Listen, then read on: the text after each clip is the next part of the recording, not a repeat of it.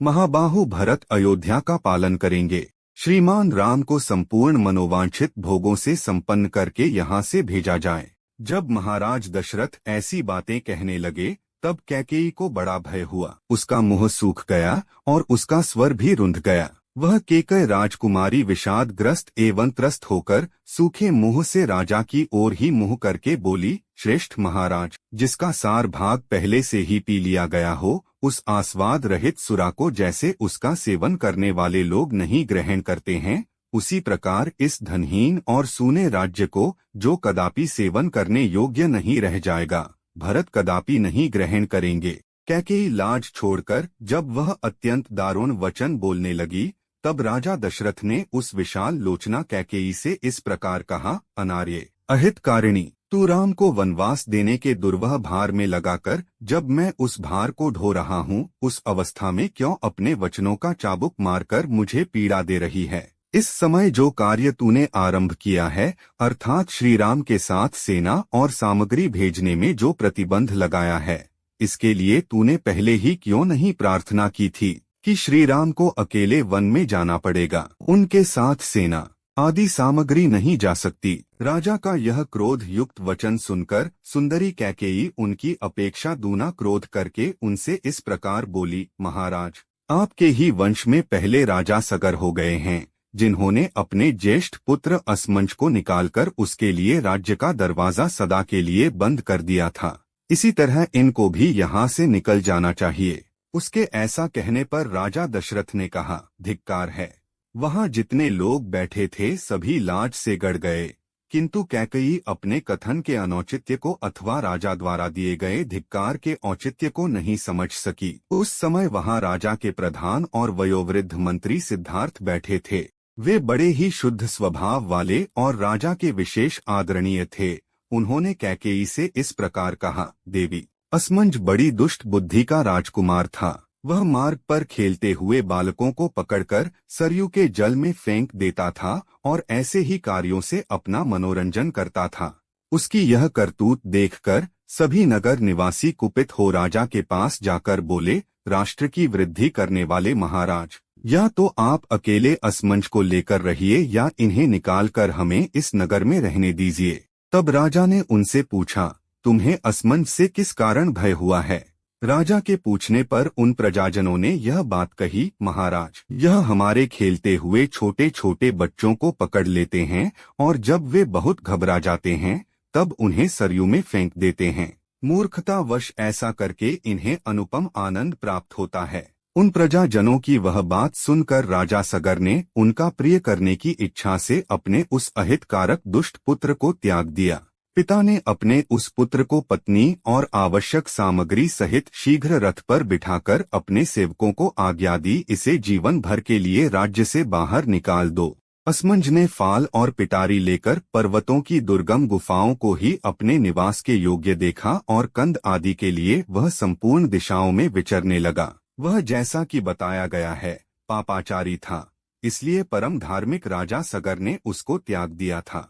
श्रीराम ने ऐसा कौन सा अपराध किया है जिसके कारण इन्हें इस तरह राज्य पाने से रोका जा रहा है? हम लोग तो श्री रामचंद्र जी में कोई अवगुण नहीं देखते हैं। जैसे शुक्ल पक्ष की द्वितीया के चंद्रमा में मलिनता का दर्शन दुर्लभ है, उसी प्रकार इनमें कोई पाप या अपराध ढूंढने से भी नहीं मिल सकता।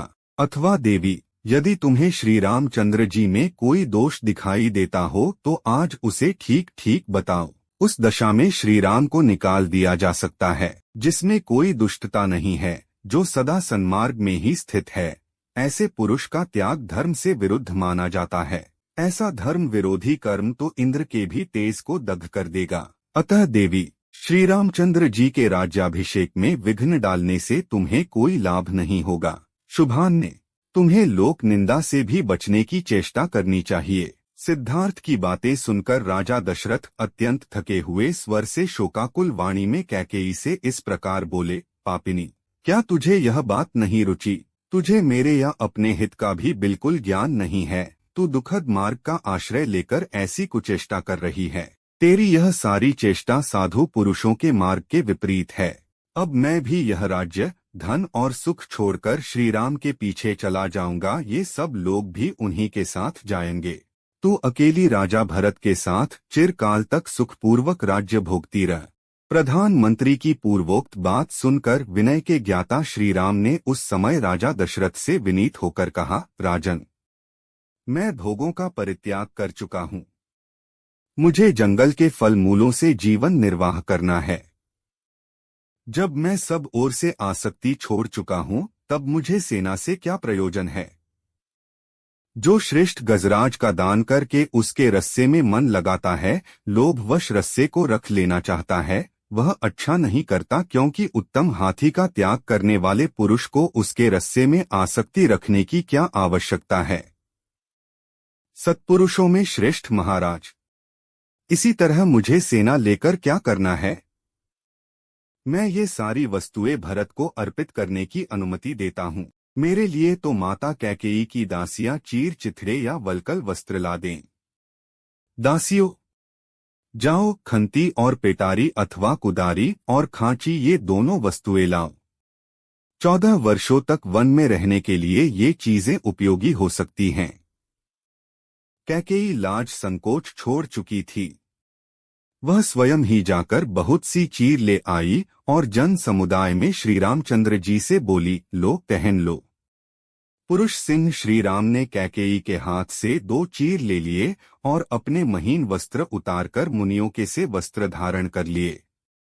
इसी प्रकार लक्ष्मण ने भी अपने पिता के सामने ही दोनों सुंदर वस्त्र उतारकर तपस्वियों के से वलकल वस्त्र पहन लिए। तदंतर रेशमी वस्त्र पहनने और धर्म पर ही दृष्टि रखने वाली धर्मज्ञा शुभलक्षणा जनक नंदिनी सीता अपने पहनने के लिए भी चीर वस्त्र को प्रस्तुत देख उसी प्रकार डर गईं, जैसे मृगी बिछे हुए जाल को देखकर भयभीत हो जाती है। वे कैकेयी के हाथ से 2 वलकल वस्त्र लेकर लज्जित सी हो गईं। उनके मन में बड़ा दुख हुआ और नेत्रों में आंसू भर आए। उस समय उन्होंने गंधर्व राज के समान तेजस्वी पति से इस प्रकार पूछा, नाथ, वनवासी मुनि लोग चीर कैसे बांधते हैं। यह कहकर उसे धारण करने में कुशल न होने के कारण सीता बारंबार मोह में पड़ जाती थीं, भूल कर बैठती थीं। चीर धारण में कुशल न होने से जनक नंदिनी सीता लज्जित हो एक वलकल गले में डाल दूसरा हाथ में लेकर चुपचाप खड़ी रहीं। तब धर्मात्माओं में श्रेष्ठ श्री राम जल्दी से उनके पास आकर स्वयं अपने हाथों से उनके रेशमी वस्त्र के ऊपर वलकल वस्त्र बांधने लगे। सीता को उत्तम चीर वस्त्र पहनाते हुए श्री राम की ओर देखकर रनवास की स्त्रियां अपने नेत्रों से आंसू बहाने लगीं। वे सब अत्यंत खिन्न होकर उदीप्त तेज वाले श्री राम से बोलीं, बेटा, मनस्विनी सीता को इस प्रकार वनवास की आज्ञा नहीं दी गई है। प्रभो, तुम पिता की आज्ञा का पालन करने के लिए जब तक निर्जन वन में जाकर रहोगे, तब तक इसी को देखकर हमारा जीवन सफल होने दो। बेटा, तुम लक्ष्मण को अपना साथी बनाकर उनके साथ वन को जाओ, परंतु यह कल्याणी सीता तपस्वी मुनि की भांति वन में निवास करने के योग्य नहीं है। पुत्र, तुम हमारी यह याचना सफल करो। भामिनी सीता यहीं रहे। तुम तो नित्य धर्म परायण हो, अतः स्वयं इस समय यहाँ नहीं रहना चाहते हो, परंतु सीता को तो रहने दो। माताओं की ऐसी बातें सुनते हुए भी दशरथ नंदन श्री राम ने सीता को वलकल वस्त्र पहना ही दिया। पति के समान शील स्वभाव वाली सीता के वलकल धारण कर लेने पर राजा के गुरु वशिष्ठ जी के नेत्रों में आंसू भर आए। उन्होंने सीता को रोककर कैकेयी से कहा, मर्यादा का उल्लंघन करके अधर्म की ओर पैर बढ़ाने वाली दुर्बुद्धि कैकेयी, तू केकय राज के कुल की जीती जागती कलंक है। अरे, राजा को धोखा देकर अब तू सीमा के भीतर नहीं रहना चाहती है। शील का परित्याग करने वाली दुष्टे, देवी सीता वन में नहीं जाएंगी। राम के लिए प्रस्तुत हुए राज सिंहासन पर ये ही बैठेंगी। संपूर्ण गृहस्थों की पत्नियां उनका आधा अंग हैं। इस तरह सीता देवी भी श्री राम की आत्मा हैं, अतः उनकी जगह ये ही इस राज्य का पालन करेंगी। यदि विदेह नंदिनी सीता श्री राम के साथ वन में जाएंगी तो हम लोग भी इनके साथ चले जाएंगे।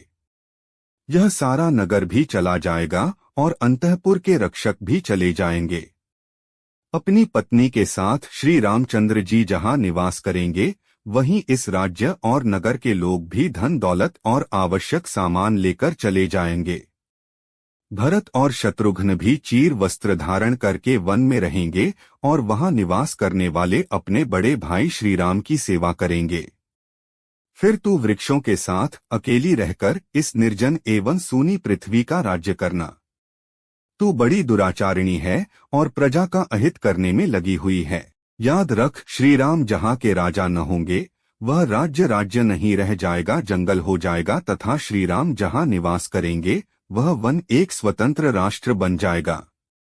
यदि भरत राजा दशरथ से पैदा हुए हैं तो पिता के प्रसन्नता पूर्वक दिए बिना इस राज्य को कदापि लेना नहीं चाहेंगे तथा तेरे साथ पुत्रवत बर्ताव करने के लिए भी यहाँ बैठे रहने की इच्छा नहीं करेंगे।